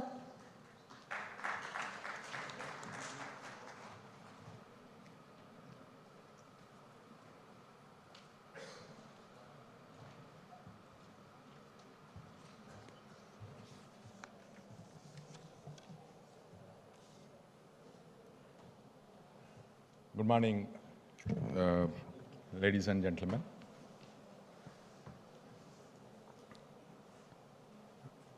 Mr. M. A. Rao, Chairman IBA, and Dr. Anisha, President FICCI, Mr. Srinivas Sethi, CMD SBI, and Mr. Sunil Mehta, Chief Executive IBA, and all the senior bankers and other government officers, the media. I think all of you know that I just recently joined. So I think this is third week going for me. And some of you were past friends in my previous role in the Ministry of Coal, where I was deeply involved in the energy sector. In fact, when this invitation was extended, I was very happy to come to Mumbai, the financial capital, so that I'll be able to meet and then get feedback on what lies ahead for the financial sector in the country. I'm very glad actually this year's FIBAC is also jointly organized by FICCI and IBA. And I was told that this is the 19th year. This actually huge congratulations to both the organizations for bringing together all of our entire industry and the sector together so that we'll be able to deliberate and understand the vision and the objectives as well as challenges that we face in the financial sector. I think all of us know that the overall theme of the conference, Banking for Viksit Bharat, is actually quite contemporary in the sense that Government of India and all the ministries, and including the Honorable Prime Minister who has given laid out the roadmap for Viksit Bharat 2047, actually it's quite admirably fits well with that mandate the government has in this country. Now, all of you know that Viksit Bharat 2047 represents the government's ambitious vision to transform the nation into a developed country by the centenary of India's independence in 2047. It encompasses diverse facets of development such as economic prosperity, social advancement and inclusion, environmental sustainability, and effective governance. While this vision underscores the critical juncture at which India is currently stands, but realizing this vision demands unwavering dedication, a firm belief in India's progress and outstanding, and also the belief in the potential talents and capabilities of India's youth, women, and vulnerable people. The Union Budget, I think all of you are aware, Union Budget 24-25, supported strongly the Viksit Bharat Vision 2047. And it has elaborated certain key themes. Garib, Mahila, Yuv, and Annadata are the highest priorities of Viksit Bharat 2047. One of the foundation stones for the Viksit Bharat is a strong and resilient financial system.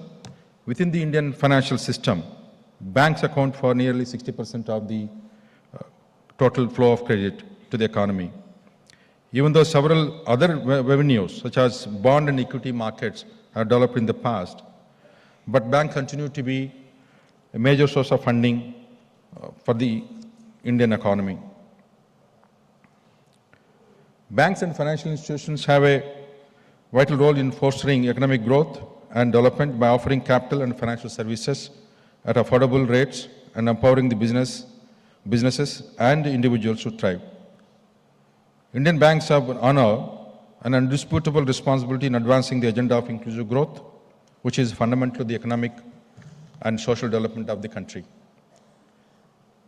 With the mass financial inclusion programs, banks are reaching out to the underserved and marginalized sections of the society, empowering MSMEs, bolstering renewable energy initiatives, and facilitating access to education and healthcare. Over the last 5 years, the overall bank credit to the economy has grown at a CAGR of, I think, about 11%, 10.982.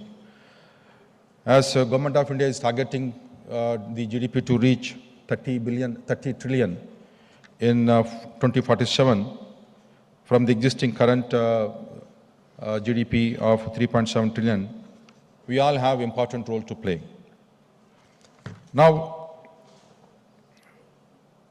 I think the PMJDY, I think all of you know, PMJDY including the JAM Trinity have played important role in bringing together all the unserviced, underserviced and remote areas into the banking system. We celebrated recently, Honorable Prime Minister spoke to some beneficiaries, a decade of PMJDY. In fact, that has brought the country from 35% when it was launched to 80% this year. And we want to actually saturate everybody in the country who can actually have a bank account. That's very important for achieving the goals of Viksit Bharat 2047. Now, along with this, the government also in the recent past has launched several schemes like Pradhan Mantri Kaushal Vikas Yojana for skill development, PM Vishwakarma Yojana, which is now actually we are prioritizing our efforts for artisans and craftsmen, Stand Up India, Pradhan Mantri Mudra Yojana, and Prime Minister Street Vendor Scheme, Atmanirbhar Nidhi.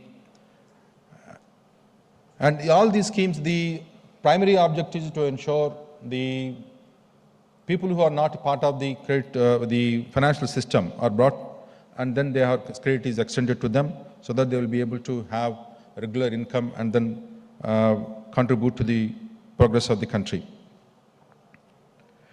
CapEx, in fact, CapEx also the banks are playing. Banks, we are the, apart from the budgetary support, which is about 45%, banks are actually contributing about 25% of entire CapEx in the country. Banks were providing financing for large-scale projects such as roads, ports, airports, and other big economic development projects, creating a lot of opportunities for everyone. And the national infrastructure pipeline also played an important role, and the banks actually had drawn the projects from this pipeline. Now, recently, I think everybody knows that 2 years ago we launched the 21-22. NAFID also, as a DFI, the government has financed and started. Actually, this in the remarkable period of 1.5 years, NAFID is actually doing extremely well in identifying new projects and areas for financing, and also taking a risk actually. Now, the other thing which I was not able to attend last week, this week, the fintech industry. The fintech, the difference between the finance and fintechs actually is evaporating over time. And both actually have to complement each other, both to strengthen and also to reach out. Now, banks also taken serious efforts in fintech thing. Of course, the cyber security threats, our firewalls, all those things we will maintain. But we need to leverage very clearly the fintech potential that is available to reach out to the last member in the society. And then the fintech, I think all of you know, it was built on the public digital information systems that we have been built in the country. The digital public infrastructure is the backbone which I actually quite connected everybody. In fact, the advanced economies, including US, doesn't have so much public digital infrastructure, which has brought large segment of population into financial system. The India stock is actually a great story. If you look at it, the story of India Stack is actually a great story for all of us. Now, we are actually building on that. I think UPI has done great wonders, and the last week, the Governor RBI has also said that ULI we would like to bring. And a similar portal we have, Jan Samad portal, where we would like to connect all the beneficiaries of the government schemes to come onto the single portal, Jan Samad, where the banks will be able to provide credit to the beneficiaries.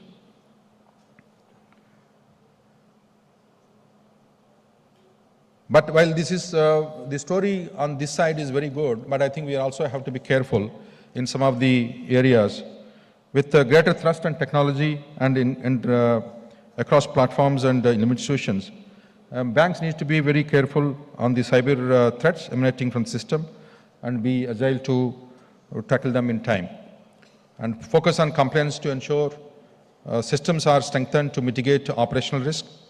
And considering the likely gradual acceleration of the adverse impact of the rapid climate change across the world, including India, I think we need to also be conscious of the risk and build our portfolios accordingly into the credit framework to ensure that adequate safeguards, including capital to absorb the impact, are put in place. Green financing, I think India, we need to take a little more initiative on the green financing. I think we need here, IBA can actually look at this green financing potential so that we can actually reduce environmental impact, adverse environmental impact through green financing and promote better infrastructure projects.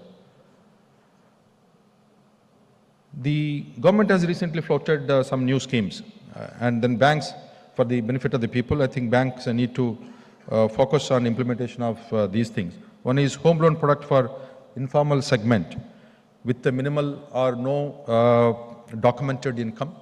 I think capturing the digital presence, I think that could be the way to go about this. And assessment models for MSMEs based on digital footprints and cash flows. A model education loan scheme. This also we wanted to have a single portal for across the banking sector so that will be the students will be able to access. I'm aware that India's robust banking system is getting ready to meet the credit needs of the Viksit Bharat, well equipped to underwrite big ticket loans, supporting bank business, integrating ESG criteria into their investment and lending decisions, promoting financial inclusion and literacy, and also to be among the most recognized global players and promote trade and investments in Indian rupees. As the financial sector evolves, it is imperative for banks to maintain their dedication to support economic development and creating opportunities for Viksit Bharat. I also understand that 2 days events of FIBAC through various sessions will deliberate on how the banks and industry could be playing important role in inaugurating the country to Viksit Bharat. I wish the conference all success. Now these are my written remarks. Now let me speak.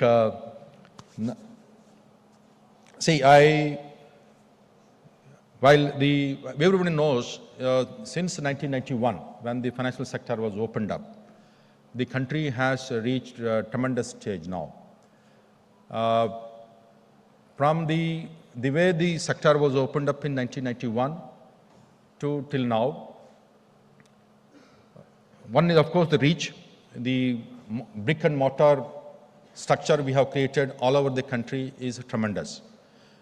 While the per branch average is very, very still high in countries like US and Europe, India is not far behind. In fact, we bridge that divide by going digital.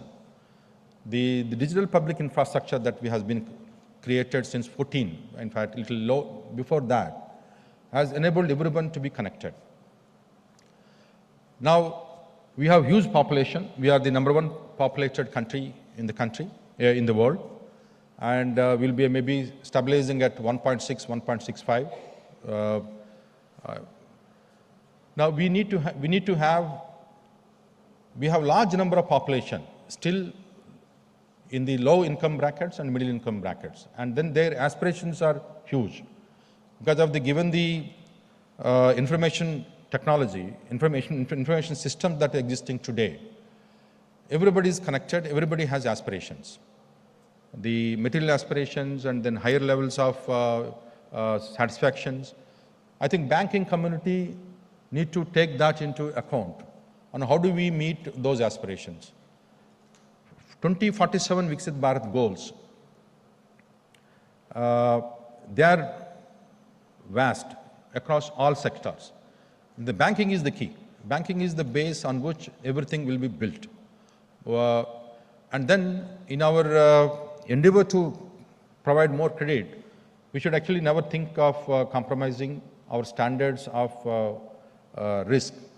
I think we need to be very careful, very agile in building very robust credit risk assessment systems so that the banking system is strong. We were actually calculating, I was talking to the chairman SBI, to reach the level the government has on the 2047, the economy, what kind of credit flow we require, both banking as well as the government, all the institutions together. It's huge, in fact, it's huge. For that, all the banking community, both private and public sector, need to have adequate capital adequacy. I think that is the key. We need to build systems and build innovations within ourselves to ensure that we have adequate capital to meet the credit demands of future generations. And we also need to provide, and people are coming up, in fact, even housing, infrastructure needs will be going to be multiplied. Okay. And a lot of infrastructure that we have built in the past is aging, and we need to actually replace. Now, the MSME is one area actually we need to focus. I think many of you must have gone through. In my previous job, we are actually concerned about how the MSME is actually faltered in the country.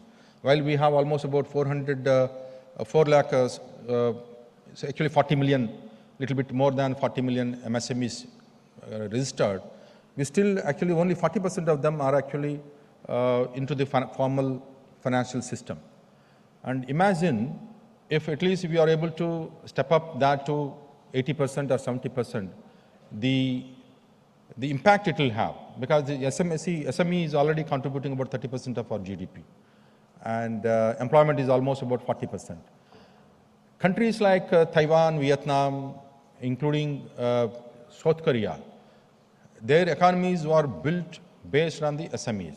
I think all of us know, those who have studied international, the development, we are all aware, small SME groups actually have very high presence, not only in the domestically in their economies, but also internationally. We need to do that. Here also, we have the potential, we have a vast network of engineering colleges and technological institutions in the country now. In the last 15 years, we have built it. And we have youth with us. And unless we ensure they are connected early stage. Now we have a large number of startups. And even the startup economy ecosystem is again very big. But we are not able to sustain that startup economy. And we will be able to have risk.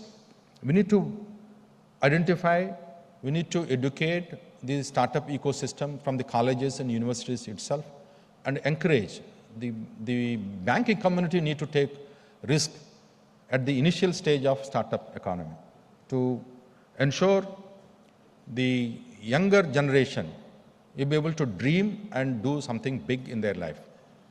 And that is what actually going to provide employment to large number. It's not going to be, since I came from energy sector now, we except the coal mining where it provides a lot of employment. If you set up, let's say, thermal power plant, the number of people that will be required to manage a thermal power plant may not be more than 500. Even a big plant, even if you say 1500 megawatt.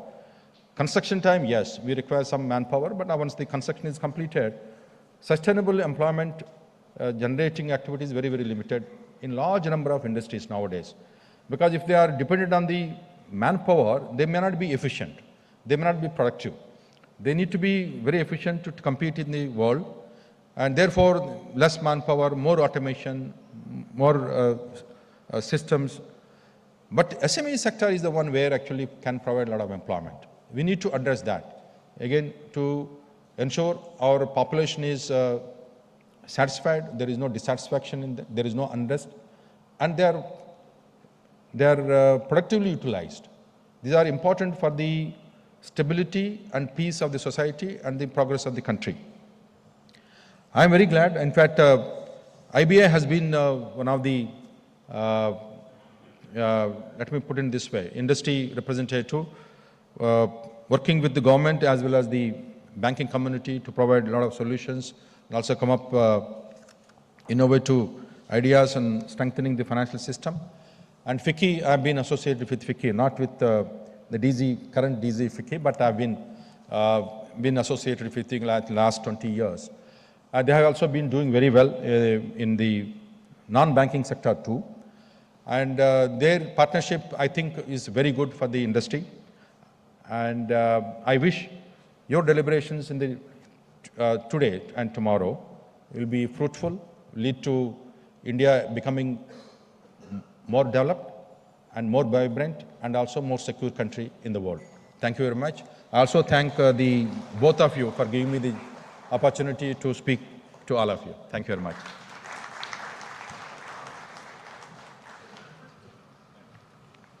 Thank you, sir. Now, I would like to request Shri Sunil Mehta, Chief Executive IBA, to convey thanks to our guest of honor.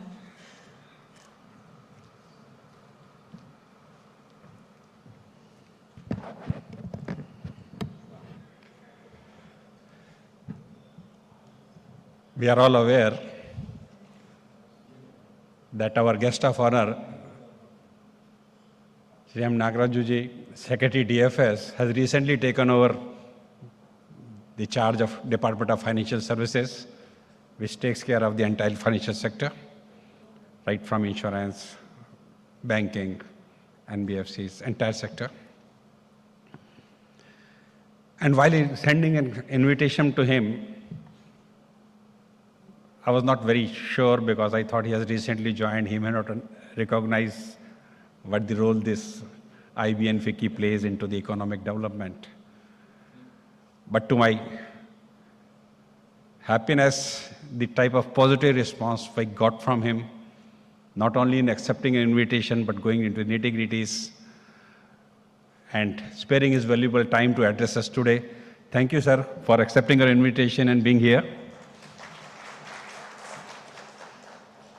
You very rightly articulated about the role banking sector has already played in financial inclusion by pursuing JAM Trinity. We have also started realizing the importance of ESG framework, and you directed us for green financing. For your information, sir, IB has a standing committee on ESG framework in which we issue of uniform standards for the banking industry to adopt green financing, and the ESG framework is being discussed and deliberated. IB is also organizing the webinars and the knowledge series and the capacity building programs in collaboration with the various international and the national institutions, so that the awareness in understanding of the environmental risk, working with the government in creating the taxonomy, and creating a roadmap for adoption of these standards in line with the SEBI requirement, RBI requirement, as well as for our contribution in reducing the carbon emission and creating a better society for the future. So we have started working on it, and we will take your guidance very seriously in pursuing these green energy initiatives being taken by the government. You also gave us an insight. You not only spoke from your own written statement, but from your heart, and said that what is the need for providing the assistance to the startups, recognizing them early, and the financing to the MSME sector. These are the segments which will not only generate employment, but will contribute in the ultimate aim of Viksit Bharat by 2047. The banking sector is committed to us, and today we have the opportunity of interacting with our fellow industrialists in FICCI and the players, so that we can find a common goal and roadmap to achieve the aspirations of the government narrated by you. I'm thankful to the team FICCI, headed by Chairman Anisha ji and represented by DG Jyotivich, for wholeheartedly collaborating in this event and providing us a platform where both the members of both the institutions interact, brainstorm, and find how do we collaborate and contribute in the government mission of converting India as a Viksit Bharat by 2047, when we attain an age of 100 years of our democracy. Thanks to the Chairman SBI and Chairman IBA for their continued support in not only organizing this event, but sharing their perspective with us. And of course, to the members of FICCI and IBA and the media and all those who are present here, to give us this opportunity to find a common way forward for attaining the national goal. Thank you all, and thank you, sir, for your presence here.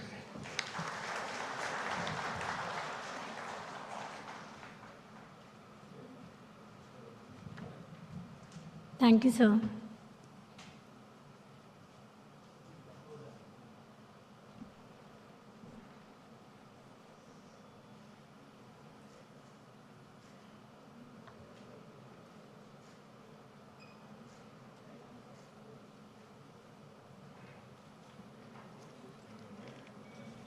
Ladies and gentlemen, we will take 5 minutes to reset the dais before we start the first panel discussion.